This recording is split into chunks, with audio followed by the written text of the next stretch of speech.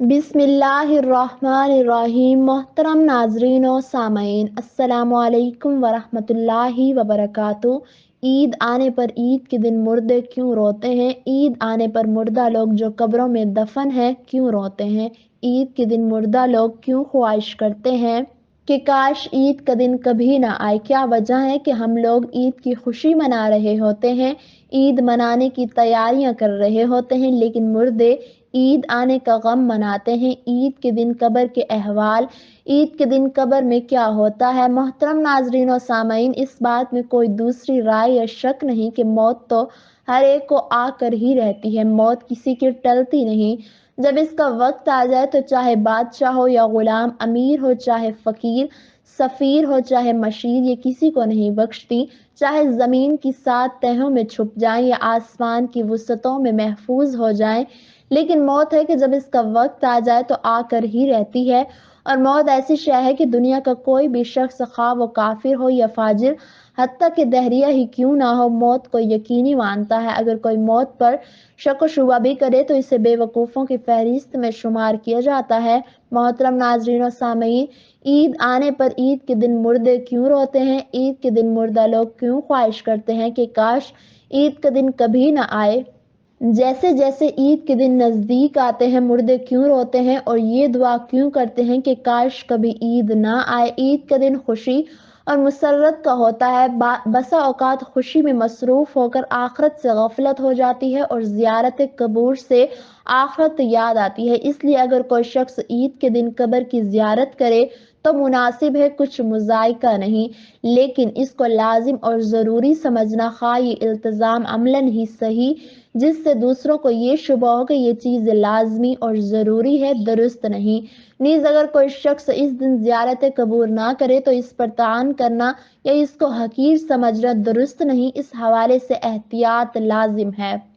ईद का दिन निशात सरूर, फरहत खुशी का दिन है जो साल में 2 मरतबा हासिल होता है। पहली खुशी इसकी ये है कि रमज़ान शरीफ का मुबारक महीना आया, इसमें खुदा ताला की रहमतों और नेमतों की बारिश हुई। तुमने जी लगा कर महीना भर सुबह से शाम तक अपने आप को भूखे प्यासे रखा और रात को याद इलाही में बसर किया। इसकी खुशी में रमज़ानुल मुबारक के ख़त्म होते ही यकम शवाल का दिन तुम्हारे लिए फरहत खुशी का दिन मुकर्रर कर दिया गया और इस दिन को ईद उल फितर कहते हैं।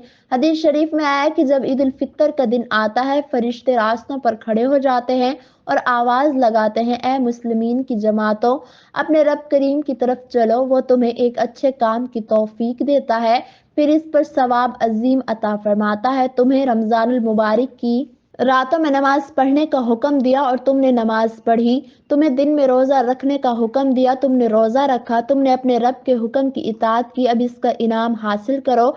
जब नमाज ईद खत्म हो जाती है तो फरिश्ते आवाज लगाते हैं, खुश हो जाओ कि तुम्हारे परवरदिगार आलम ने तुम्हारी मगफिरत फरमा दी, अब तुम खुशी खुशी अपने घरों को लौट जाओ। इसलिए इस दिन को इनाम और इकराम का दिन कहते हैं।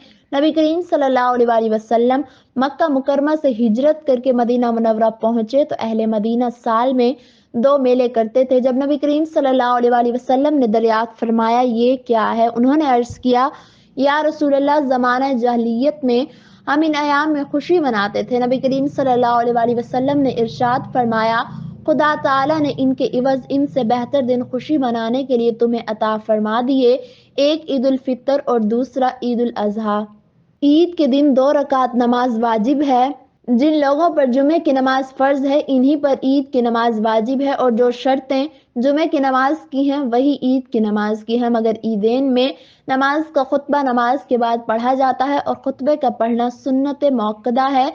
ईद की नमाज के लिए अजान और तकबीर नहीं, बल्कि आफताब बुलंद होने के बाद सब मुसलमान एक जगह जमा हो। जब सब जमा हो जाएं तो इमाम इनको 2 रकात नमाज पढ़ाए और हर एक रकात में 3 जायद तकबीरें कही जाएं। इनसे जायद तकबीरों को कहना इमाम और मुक्तदी दोनों पर वाजिब है। इसके बाद इमाम मिंबर पर खड़े होकर खुतबा पढ़े। मोहतरम नाज़रीन और सामईन, अब बात यह है कि ईद तमाम जीते जागते इंसानों के लिए तो खुशी का बाइस है, लेकिन मुर्दे ये क्यों चाहते हैं कि कभी भी ईद ना आए?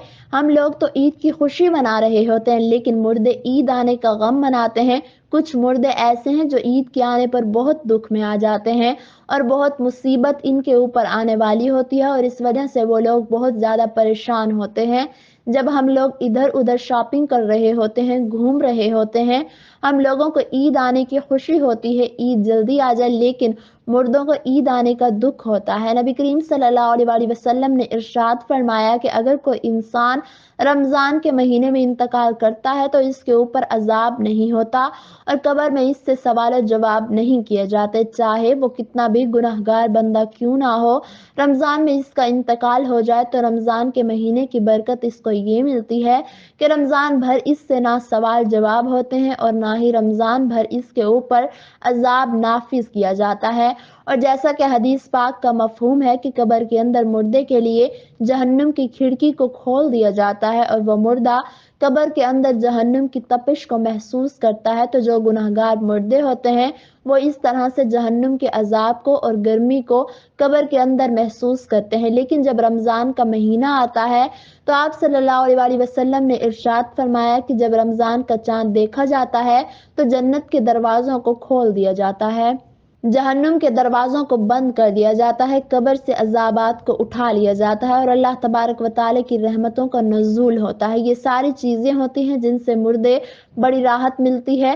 رمضان کے آنے سے مردہ بڑا خوش ہوتا ہے کہ ہمارے اوپر سے عذاب اٹھا لیا گیا، جو قبر کے اندر ہمارے لیے جہنم کے دروازے کھلے ہوئے تھے وہ دروازے بند کر دیے گئے، تو وہ مردہ بڑی راحت محسوس کرتا ہے۔ محترم ناظرین و سامعین، اب سوال یہ پیدا ہوتا ہے کہ جن لوگوں کے اوپر سے اللہ تعالیٰ نے رمضان میں عذاب ہٹا لیا تو عید کے بعد ان کے اوپر عذاب نافذ ہوتا ہے یا نہیں؟ کچھ مردے تو ایسے ہوتے ہیں جن کے اوپر عذاب نافذ نہیں ہوتا، لیکن بہت سارے مردے ایسے ہوتے ہیں جن کے اوپر عید کے دن ہی جیسے رمضان کا مہینہ ختم ہوتا ہے فوراً ہی اسی طرح سے عذاب شروع ہو جاتا ہے جیسے پورا سال وہ لوگ قبر میں سزا اور عذاب بھگت رہے تھے۔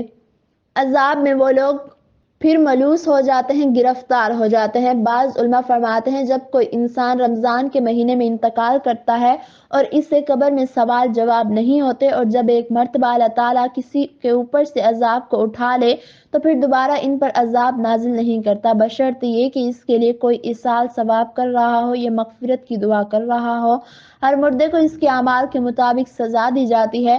جو نیک لوگ ہوں گے جن کو اللہ تعالیٰ نے کافی کر دیا کہ ان کو 2، 4، 6 مہینے سزا ہو گئی، اب ان کے اوپر سزا نافذ نہیں ہوگی۔ ہر رمضان کی برکت سے ان کے اوپر سے عذاب اٹھا لیا گیا، تو اب اگر اللہ نے چاہا تو ان پر پھر کبھی عذاب نہیں ہوگا۔ لیکن اگر کوئی بہت زیادہ گناہگار ہے، مثلاً کوئی ایسا بندہ ہے جس کا اسلام سے تعلق ہی نہیں، جو اسلام کو جانتے ہوئے بھی اسلام کو مانتا نہیں، کفر و شرک کا مرتکب ہو، تو اگر اللہ نے چاہا تو اس پر رمضان کے بعد بھی عذاب جاری رہے گا اور اگر اللہ نے اسے معاف کر دیا تو پھر اسے کبھی بھی عذاب نہیں ہوگا، رمضان کے بعد بھی نہیں، کیونکہ اللہ معاف کرنے والی ذات ہے، اس کی رحمت سے کسی کو مایوس نہیں ہونا چاہیے۔ جب رمضان کا مہینہ ختم ہوتا ہے تو رمضان کی برکتیں بھی ختم ہو جاتی ہیں، شیطان کو قید سے رہا کر دیا جاتا ہے، مردوں پر سے رحم کا معاملہ ختم ہو جاتا ہے، جہنم کے دروازے جو بند تھے رمضان میں وہ رمضان کے جانے سے کھول دیے جاتے ہیں۔